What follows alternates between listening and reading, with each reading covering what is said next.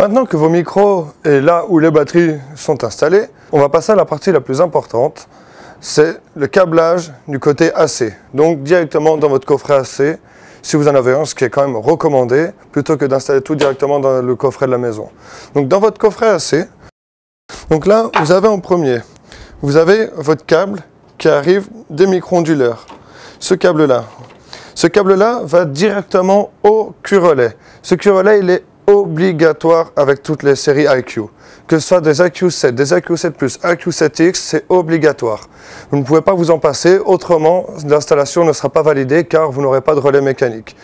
Aussi dans le cadre des RMA, où vous recevrez des IQ à la place des M-Series qui ne sont plus produits aujourd'hui, si vous recevez un IQ, il ne faut pas vous dire « j'en ai qu'un IQ, c'est pas nécessaire, j'ai que des M-Series à côté ». Non, le relais il va être obligatoire, il faudra obligatoirement l'installer là-dessus. J'insiste sur l'obligatoire, car sans ça, s'il y a un problème, du coup, l'installation pourra être mise en cause s'il y a un problème électrique ailleurs. Ce relais, il n'est pas incompatible avec les micros M-Series. C'est-à-dire que si vous avez déjà des M215 ou des M250, vous pouvez sans problème ajouter ce relais sur la même ligne, et comme ça, vous êtes certifié pour l'IQ ou les IQ que vous avez rajoutés sur le même câblage.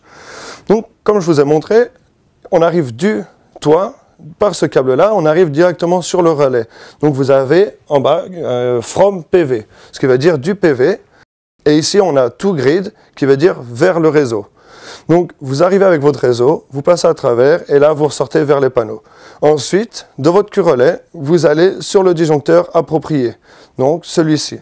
Et à partir de là, vous avez votre protection C20 classique. Attention, vous ne pouvez pas mettre plus qu'un C20, car vous avez un câble 2,5 mm sur le toit, le câble Q, celui-ci, et du coup, vous ne pouvez pas protéger plus qu'à part un C20. Donc ça, c'est pour la partie des panneaux. Ensuite, vous avez la protection des micros. De votre Q-relais, vous allez sur votre protection des panneaux, donc qui a un 20 ampères 30 milli, pour le différentiel. C'est quand même préférable. C'est à vous de voir. Vous pouvez choisir soit de mettre un seul différentiel en tête, soit d'en mettre un chaque ligne, ce qui fait quand même un peu plus de sélectivité. Ça veut dire que si vous avez un problème, c'est plus simple d'identifier d'où vient le problème quand vous avez plusieurs 30 mA que quand vous en avez un seul en tête et que lui disjoncte.